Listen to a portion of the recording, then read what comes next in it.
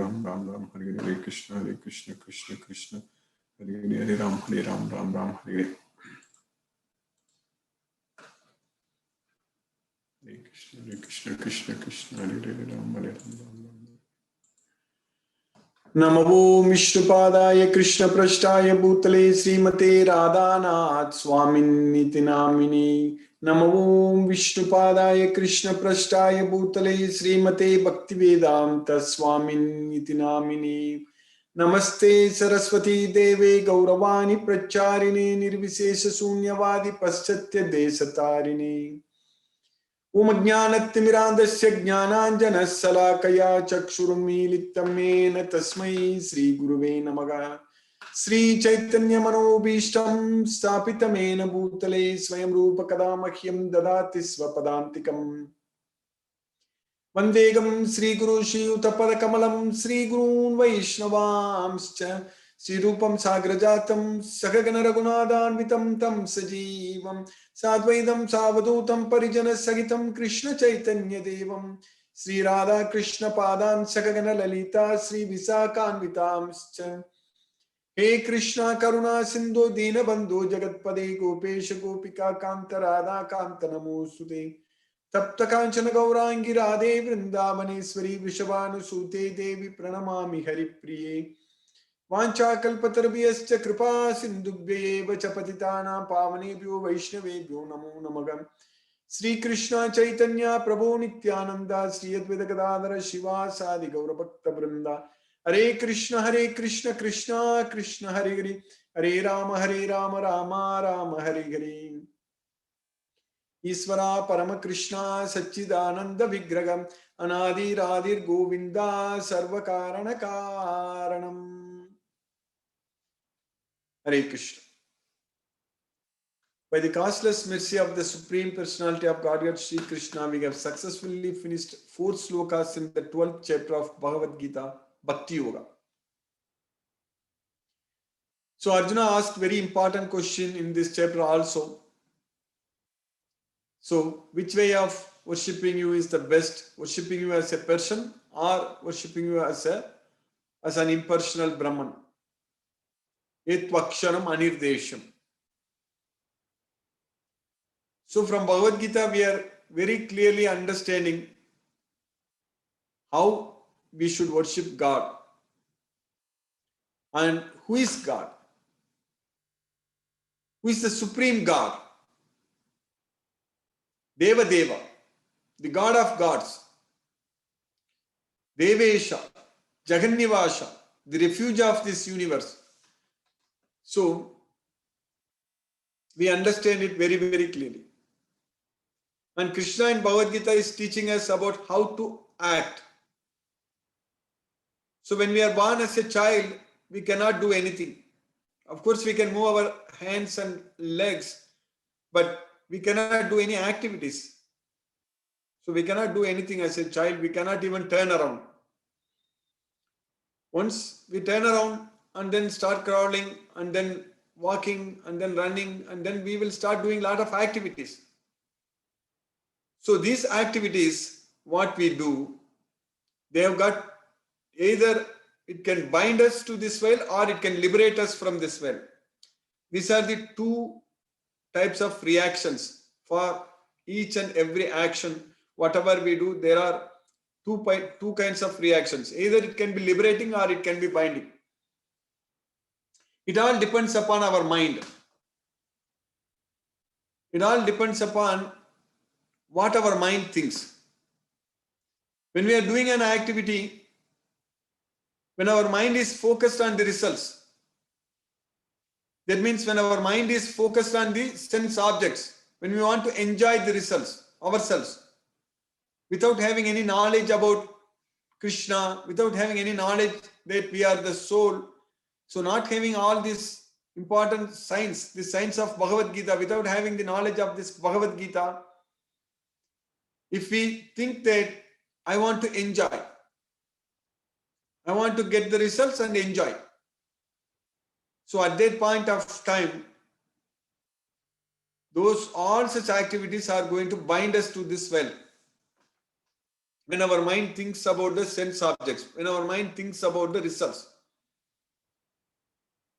But when we are doing an activity, if we think that I want to enjoy with Krishna, I want to offer all these results unto Krishna, so that Krishna will be very happy. Because these results, they don't belong to me. These results belong to Krishna. Because Krishna is the Bhoktaram Yajna Tapasa. So Krishna is the enjoyer, Bhokta. Bhokta means enjoyer. So Krishna is the enjoyer. So I want to offer all these results to Krishna and I want to enjoy with Krishna. So that happens when we can think like that when we have this Bhagavad Gita knowledge. When we understand about Krishna, when we know that Krishna is there in our heart as the super soul, as Paramatma, and Krishna is there everywhere, and Krishna is the supreme personality of Godhead, Purushottama. So he is Paramatma, he is Purushottama, he is Jagannivasa, he is Parameswara, Yogeswara, Maheswara, Visveswara. So Krishna is everything. So if we get that knowledge very clearly from this Bhagavad Gita, very scientifically from Bhagavad Gita. That's what is very important. This Bhagavad Gita is a science. So scientifically, if we understand that Krishna is the supreme personality of Godhead and we want to serve Krishna, and I want to please Krishna, so that way I want to do this activity, this action. So this is only to please Krishna. If our mind thinks like that, then we are going to be liberated from this material web. That reaction, we won't face any reactions. We won't be affected by the results. That's what is very important. So that way, the action can be the same. Whether a devotee or a non-devotee, both will be doing the same type of activity in the same way. But the mindset is different. How one thinks is different. A non-devotee, he thinks about the results, thinks about the sense objects, and wants to enjoy them. Whereas a devotee, he also performs the activity in the same way, but he thinks only about Krishna. Like in that battlefield, Arjuna was remembering only Krishna and Arjuna was only fighting for Krishna. Whereas Duryodhana and everyone else, they were fighting for themselves. They didn't even care about Krishna. In fact, Duryodhana didn't even consider Krishna into picture at all. When he went to his teacher and spoke, in the very first chapter, when Duryodhana is speaking to his teacher, Dronacharya, he told who are all there on Pandava's side. He listed Drishtaketu Chaikitana, Bhimarjuna Samayuddhigi, Yudhano Viradascha, then Drishtaketu Chaikitana, Kasiraja, Purujit, Kuntipoja, Saipyascha, Narapungava, Yudhamanyuscha Vikranta, Uttamaujascha Viryavan, Saubhadro Draupadeyascha. Like that, he was listing so many people in the Pandavas side. They're all there, they're all great. Like that, Duryodhana was telling his teacher Dronacharya, Drona, and he told that we have to be careful because they're all there. But he didn't list Krishna is there. He didn't consider Krishna into picture at all. Whereas Krishna was standing there. So that way, the activity done by Duryodhana and everybody, they were also fighting, and Arjuna also was fighting. But here Arjuna fought for Krishna, whereas those guys fought for themselves. So that way, with the knowledge of Bhagavad Gita, we have to do everything for Krishna without any attachment. So if we are doing it for Krishna, how we can ensure, how we can prove that we are actually doing it for Krishna? When we are not attached to the results. That means when we are not affected by the results. If we are not affected by the results, if we are not attached to the results, so then we are doing it for Krishna. That's what is very important. That way we can prove that we are doing everything for Krishna. Sakta karmani avidvamso yata kurvanti bharata kuryad vidvams tata saktaga chikirsu loka sangraham. So avidvamso means a person who has no knowledge of this Bhagavad Gita. That's what avidvamso. So he is attached to the results. Sakta karmani.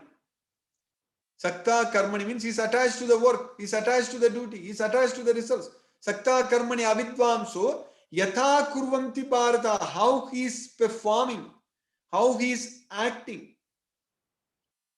Kuryad tata, you also act like him. Kuryad tata, but kuryad vidvams tata asaktaga. Because you are a vidvans, you are a vidwan, you understand, you know this knowledge, you got the knowledge of Bhagavad Gita. So that way, kuryad vidvams tata asaktaha means without any attachment. Chikirsivu loka sangram. So that means just work for the welfare of this well. That's what chikirsivu loka sangram. So that's the way we should be doing all our activities every day in our day-to-day life. Each and every activity we should be doing like that, without any attachment to the results. That is possible only when we are fully connected with Krishna. Then we will be able to do like that. So that is possible when we understand this Bhagavad Gita completely. Then only we can connect ourselves with Krishna fully. Because in this Bhagavad Gita only Krishna is teaching us about how to remember him, how to think about him, how to serve him, how to do everything, how to act, what to do, what not to do. Everything is very, very clearly explained in this Bhagavad Gita. So by studying this Bhagavad Gita fully like we are doing every day, we are making great progress every day. So like this, continuously studying this Bhagavad Gita and going through the slokas what we have already covered, and just study again and again, understand it fully. So studying Bhagavad Gita this way, we will be able to connect ourselves with Krishna. We will be able to do everything as an offering unto Krishna. So then our life will be full of Krishna only. It's Krishna consciousness, completely Krishna conscious life. Then there is no thinking about the material sense objects at all. There is no need to think about material sense objects. We can happily remember Krishna. We can happily do everything for Krishna. And that way, we will be very, very peaceful and very, very happy. So that is the real happiness. That is the ultimate happiness, that we are acting for Krishna. We are doing everything for Krishna. So all such things are going to happen because of this Bhagavad Gita knowledge.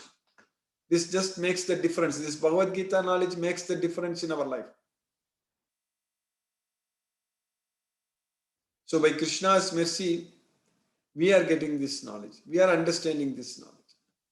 So we will be able to control our mind and senses with the help of this Bhagavad Gita knowledge.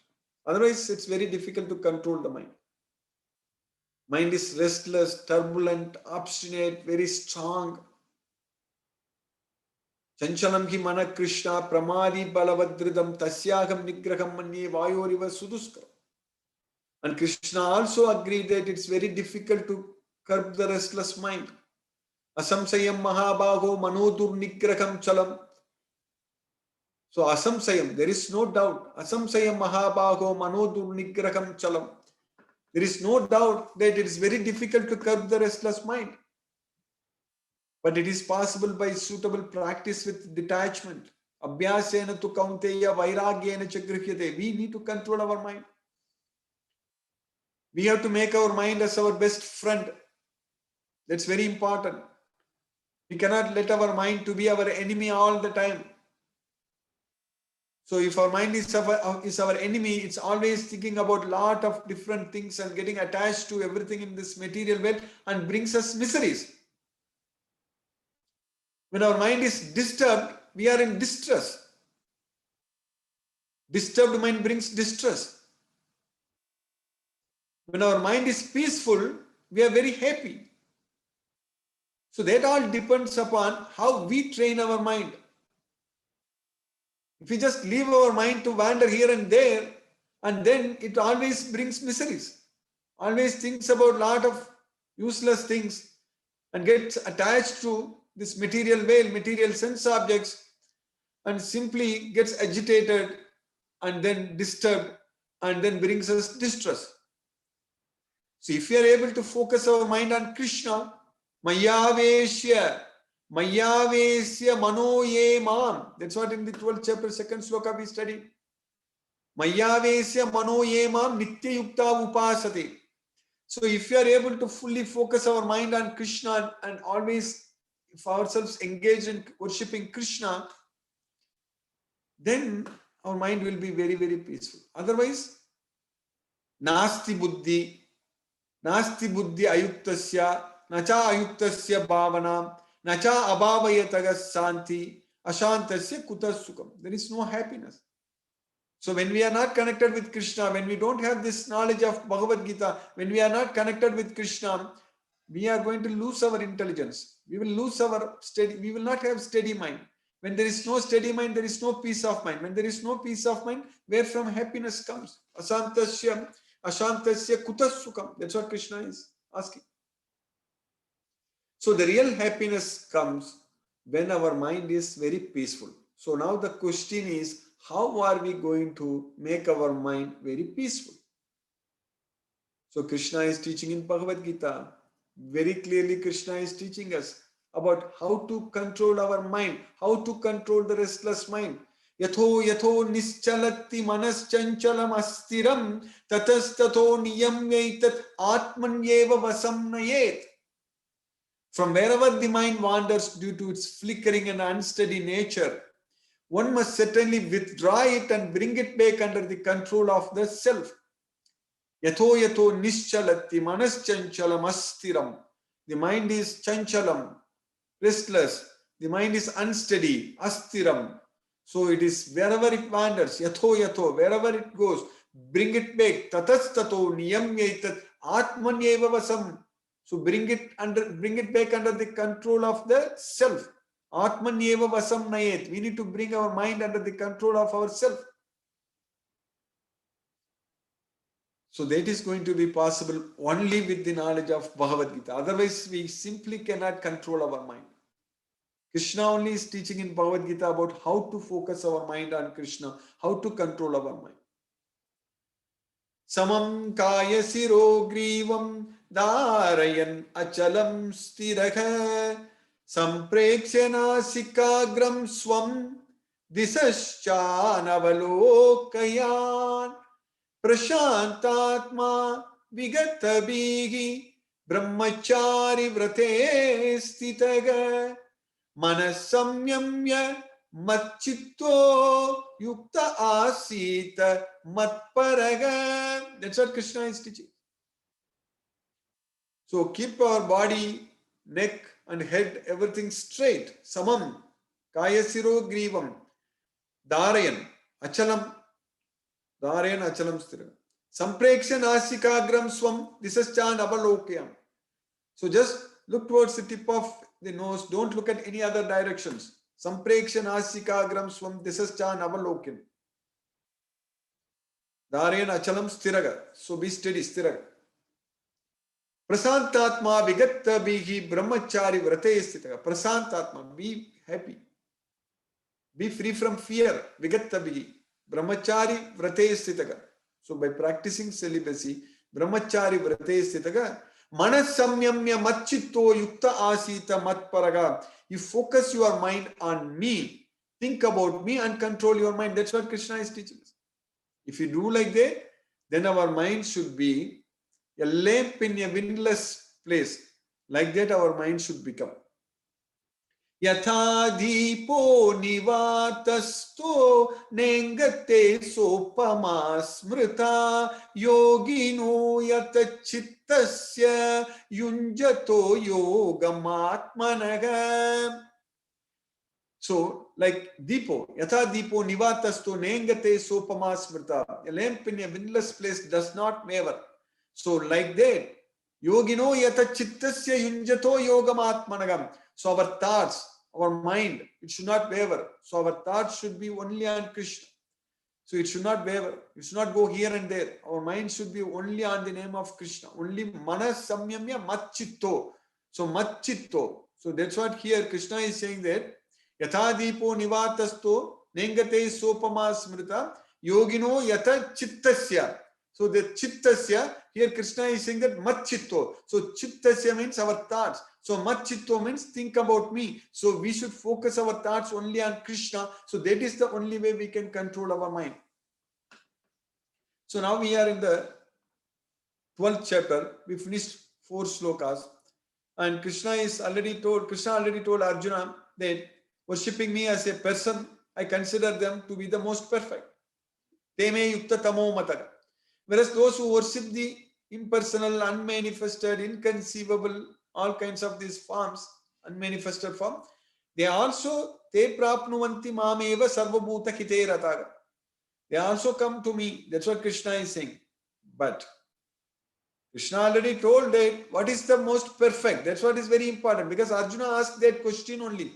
In the 12th chapter, first sloka, Arjuna asked the question that evam satata yukta ye bhakta swam pariyupasate te ye chapi aksharam avyaktam tesam ke yoga vittamaga. Of them, who is considered to be the most perfect? So Krishna already said that te me yukta tamo matakam tesam ke yoga vittamaga. Of them, who is the best? Who is the perfect? Krishna is saying that te me yukta tamo mataga. Those who always think about me in person. Mayavesya manoyemam nitya yukta upasate sriddhaya parayopetaga te me yukta tamo mataga. Now Krishna is telling them in the 5th sloka, what we are studying today. Klesho adhigattarastesham avyakta sakta chetasam avyakta hi gati dukkham degavadbir avapyate.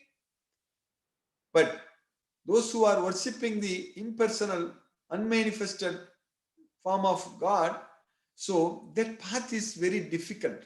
They're very troublesome. So klesha means troublesome. Adhiga means a lot. Adhigattaram means a lot. Adhigattaram. So very much. So klesho adhigattaras tesam. Tesam means them.